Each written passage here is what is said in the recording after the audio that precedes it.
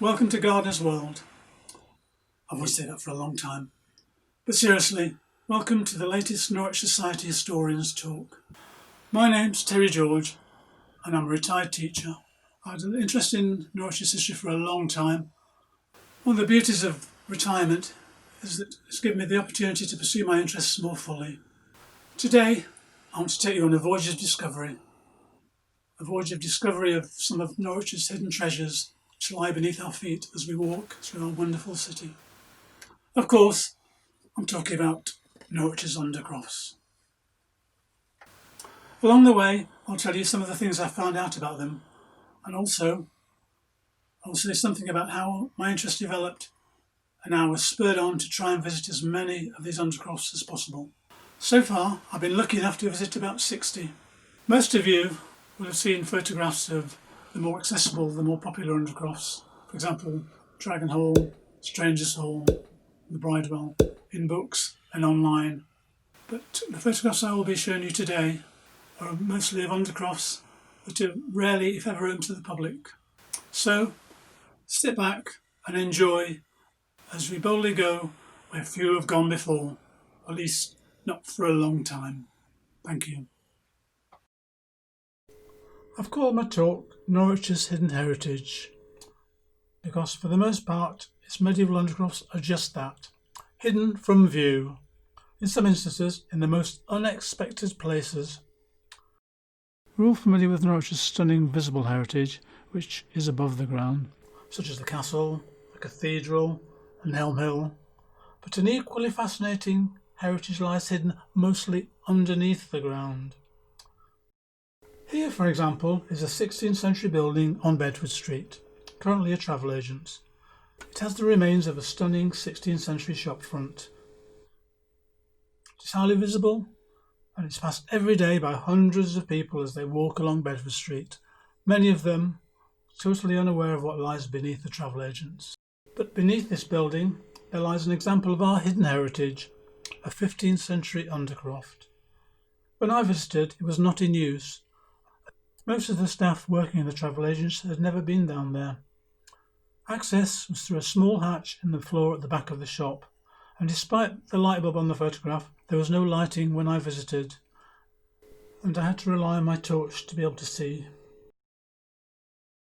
I've used the word Undercroft quite a few times already, so perhaps now would be a good time to explain what an Undercroft is. Here are some definitions. A vault or chamber under the ground, especially in a church.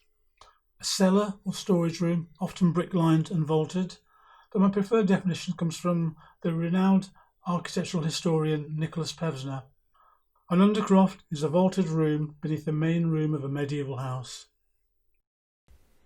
In most instances it is wholly or partly beneath the ground. For example, at the Music House on King Street, which a lot of you probably know better as Jernet's Bar. Beneath an ecclesiastical building, it's called a crypt. The same method of construction was employed, but it was used for a different purpose. This example, beneath St Andrew's Hall, the crypt was used as accommodation for the friars. Having sorted out what an Undercroft is, perhaps now is a good time to say how my love of them came about. Rather whimsically, I've subtitled this part of the talk, How Did I Get into Undercrofts? I'm sure some of you may be wondering how I became interested in this fascinating hidden heritage of ours. Well, over the years I'd visited the Undercrofts beneath Strangers' Hall and Dragon Hall, both museums, but had only a vague awareness of what they were. But it was during Heritage Open Days a few years ago that my interest really developed, when I got the chance to visit several Undercrofts which are not usually open. I was immediately hooked and had to find out more. According to Brian Ayres, there were about 60 surviving Undercrofts, and Michael Loveday in his Norwich Knowledge gives a figure of 69. I was intrigued. Remember, we're looking at our hidden heritage, so the obvious question I asked myself was, where are they all? I knew the locations of the obvious ones, a handful open to the public, but what about the others? I was eager to discover their whereabouts, but I couldn't find a published list of Undercrofts anywhere. So I decided that the obvious thing was to make my own. It was a slow and quite painstaking process, but I had the time and I had the interest. I started off with English heritage as listed buildings information. This provided me with a substantial number of undercrofts, but not all of them. Rather surprisingly, there are many that are not listed. There are even buildings with undercrofts that are not listed at all. Then I chanced upon Norfolk Heritage Explorer's website, and this provided me with details of a few more. And sometime later, I was lucky enough to be given the opportunity to see Norwich Hart's unpublished report on undercrofts. This enabled me to add even more to my list. The idea of trying to visit them gradually came to me. A tour of the impressive undercroft at the Bridewell was the catalyst that I needed, and that set me off on my efforts to try and visit as many as I could. I wanted to create a pictorial record of the undercrofts that I'd seen. So I started off with W.H. Smith on the walk, because I knew that they had to let anyone who asks visit their undercroft, and we have Mike Loveday to thank for that, when in his role as planning officer he ensured that Smiths would open their undercroft. The challenge then for me was getting into undercrofts that are not open to the public, not so easily accessible. How, you may wonder? Well, I went into shops and offices and just asked. I put notes through letterboxes. I knocked on doors. I sent emails. I made phone calls. In some cases, several of those. Only a few have refused me or ignored my requests. Most have been only too willing to help. So over the years, I've managed to visit more than 60 of Norwich's undercrofts, accompanied by my camera and my torch. Having told you something about my interest and how it developed and my approach to the subject, it's now time to share with you some of the things that I've found out. I will illustrate any examples of the different features of undercrofts using photos I've taken. Norwich has the largest collection of medieval undercrofts in the country. At least 80 survive, and the sites of many others are known. There may well have been in excess of 100, but they weren't all in use at the same time. Though most undercrofts in England were built of stone, Norwich is the exception, with nearly all of them built of brick. This is because there was a shortage of suitable stone in the area. The early 12th century undercroft of the music house was built of stone, but from the 14th century, brick was the usual material. The earliest example being the Bridewell, which was built in about 1370. There are basically two types of undercroft construction. There are those with diagonal and lateral ribs, and those with tunnel-like barrel vaults. I'll now explain what the differences are. Rib-vaulted undercrofts were usually based on rectangular bays with diagonal ribs and a lateral rib between bays. Most have quadripartite ribs, which means that the vaulting was divided into 4 sections by 2 diagonal ribs, as in this example on Redwell Street. There are, however, examples of sexpartite and octopartite ribs. Some of the later bays in the Bridewell have octopartite ribs, which suggests wealth and a desire to impress. Barrel vaults are semicircular vaults and are found with or without lateral ribs, as in the examples shown. Many have side chambers and or end chambers, a feature which appears to be unique to Norwich. This allowed for an increase in floor space without any increase in the height and span of the principal vault. As there was little or no natural light in these undercrofts, lamp niches were usually located in the walls. They were made of brick and were frequently positioned opposite the entrance to the undercroft, as in these examples. Most undercrofts are quite small and relatively unadorned, such as this one on Bethel Street. The vaulting in some, however, is quite elaborate and seems unnecessary just for mere storage use. Several of the chambers under the Bridewell, as I've said before, have octopartite ribs, which is a means of showing off a merchant's wealth or used for display purposes and clearly designed to impress. Size ranges from the smallest at 10.7 square metres on London Street, that's including side chambers, to 97 square metres, the late 15th century undercroft of the music house. The impressive suite of undercrofts at the Bridewell covers over 300 square metres and is the largest in Norwich. One must presume that the larger the undercroft, the greater the wealth of the merchant. For the most part, we don't know who actually built the undercrofts. Most of the original buildings above these undercrofts have been lost, but what we do know is that domestic examples were built by merchants. We know also that Robert Tops extended the undercroft at Dragon Hall, and that the undercroft at Strangers' Hall was probably built for a merchant named Ralph de Middleton. Undercrofts were commonly built in England and Scotland throughout the 13th, 14th and 15th centuries, though almost all of those in Norwich seem to date from the 15th century, though earlier ones include the Music House, 12th century, Strangers' Hall from the 14th century, and the Guildhall from the 14th century. The latest ones from the 16th century, such as on number 55 London Street. For the most part, the practice of building undercrofts seems to have gone out of fashion in Norwich after the fires of 1507, which, by the way, destroyed 40% of the housing stock in Norwich. In many cases, the undercrofts, being fireproof, survived and were reused. Another reason for the decline in building of undercrofts was probably the development of the cloth trade, where long-term storage of cloth underground would be detrimental to the cloth, and it was better to store it above ground. It's extremely difficult to date these undercrofts with any accuracy, and there are several reasons for this. Few still have the contemporary building above them.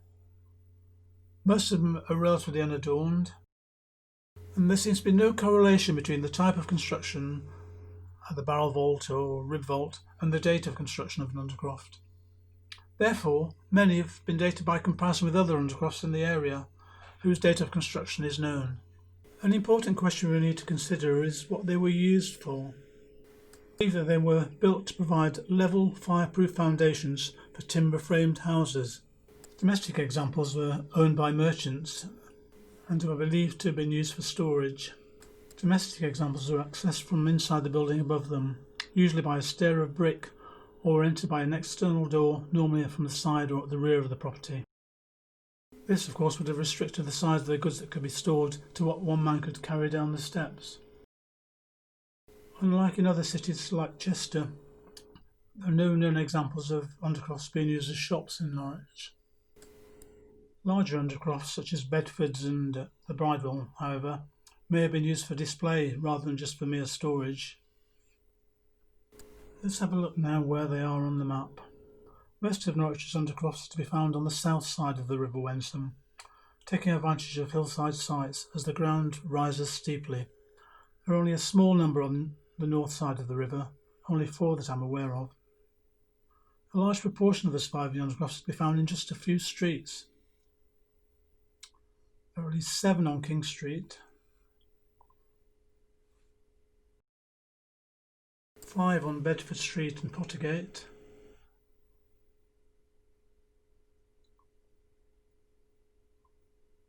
9 on Tombland and Wensum Street,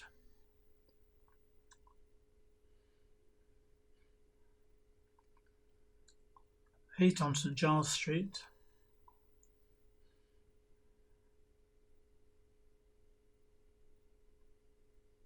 4 on Princess Street,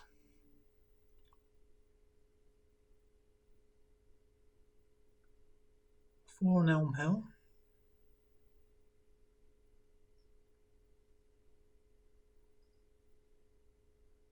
4 on Gentleman's Walk and Haymarket,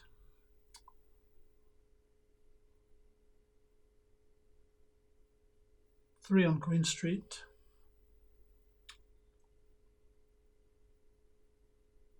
and 6 on the Cathedral Close.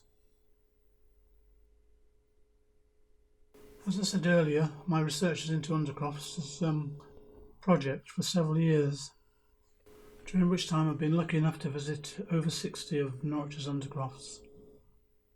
Some I've tried several times to visit over the years, without success. But 2019 turned out to be a very good year because I got to visit 4 undercrofts that I'd tried unsuccessfully to visit in the past and had more or less given up hopes of seeing, and would certainly not have been able to visit this year, unfortunately. Started off with 12 Tombland, which had been empty for several years when I discovered it was now a shop. I emailed the new occupant of the premises and she got back to me straight away and invited me to visit the Undercroft beneath her shop, which consists of 4 barrel-vaulted side chambers. She was probably as excited as I was to find out something about its history. Later in the year, I discovered that the Norwich Preservation Trust had taken on the property at number 28 to 30 Elm Hill. I emailed Chloe, the project manager, and she got back to me the next day. She said of course I could visit the Undercroft, but I would need a hard hat, safety boots and a torch. She was doing an inspection that week and I could come along if I wished. I didn't hesitate. I went out and bought myself a hard hat and some safety boots straight away. Access to the Undercroft was down a rickety ladder, and the floor was uneven and the lighting was poor. What I saw was an extensive suite of barrel-vaulted undercrofts, the earliest dating from probably the 14th century. Next on my list was the Undercroft at Whitefriars, which was formerly part of the Carmelite Friary. Many of you probably remember it as Charles Print Museum. I emailed Mills and Reeve, who occupy the building at the present, and was invited to visit the Undercroft that same week. The Undercroft is in good condition and consists of 3 bays of rib vaulting and still used for storage.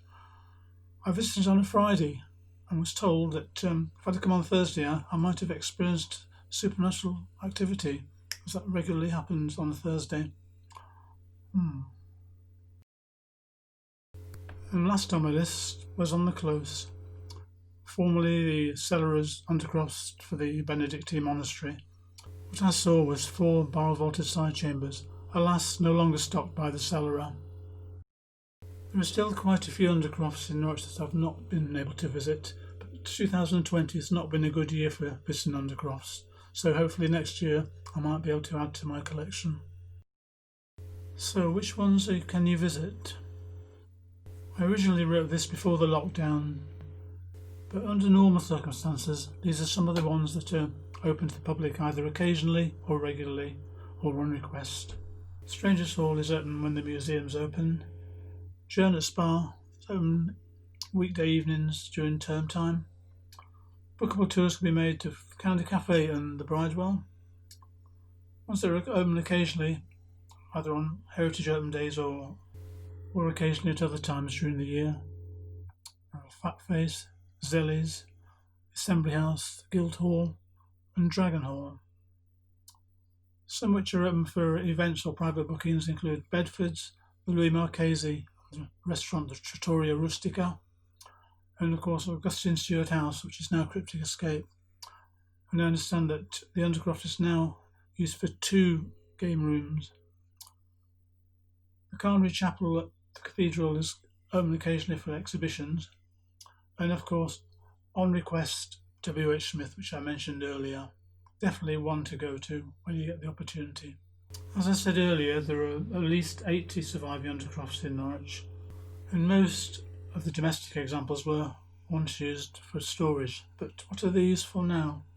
The current condition of these surviving Undercrofts varies immensely. Some are in excellent condition and have been restored, while some are mere fragments of what they may once have been. The better the condition, the more likely it is for it to be in current use. Some are used as restaurants, as bars, as escape rooms. Some are still used for storage. Some are used for housing machinery such as boilers and pipework, while some unfortunately are in a poor condition, damp, and just abandoned and neglected and forgotten. But each one is a part of our legacy from the past and should be preserved. Just because they're hidden doesn't mean they should be ignored and allowed to disappear. As I said earlier, Norwich Heart did a survey of Norwich's Undercrofts in about 2006, and Michael Loveday told me that one of their aims was to try and open up more Undercrofts to the public, so they were assessing the viability of that. But unfortunately Norwich Heart disappeared after Michael Loveday retired. I'd love to see that ambition fulfilled and more Undercrofts made accessible to the public. And one of my aims in doing this talk was to increase awareness of Norwich's Undercrofts. So it would be such a shame if they were lost because people were unaware of them. I hope that you've enjoyed this brief look at Norwich's Undercrofts, as it will spur you on to find out more. I find it a fascinating subject and I've really enjoyed researching them and visiting them. But before I go, I'm sure I can hear somebody saying, but he hasn't mentioned tunnels. Quite true. There are lots of rumours about tunnels under the city, some plausible, some just downright impossible. But could some of the blocked arches and side chambers of our Undercrofts lead to hidden or lost tunnels? Take, for example, Ponds, now County Cafe. There are long-held rumours of tunnels leading to the castle and to Blackfriars, but according to Brian Ayres, who surveyed the site in 2017, lots of people thought there were tunnels or just Undercrofts. All I can say for certain is these Undercrofts that I visited and photographed exist. The tunnels may exist. Who knows? I leave it to you to think about that. Once again, thank you for watching and listening. I'll leave you with a few more photos of the Undercrofts I visited. Thank you very much.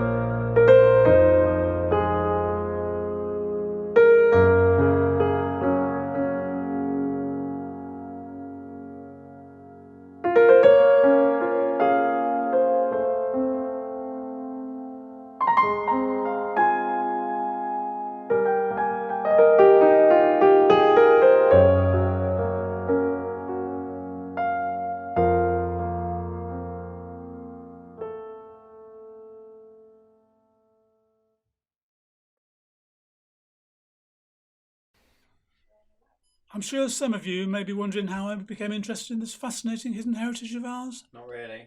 No. Beneath an ecclesiastical building, it's called a crypt. A what? Sorry? Crypt. No, the what building? An ecclesiastical building. Of what? Churchy building.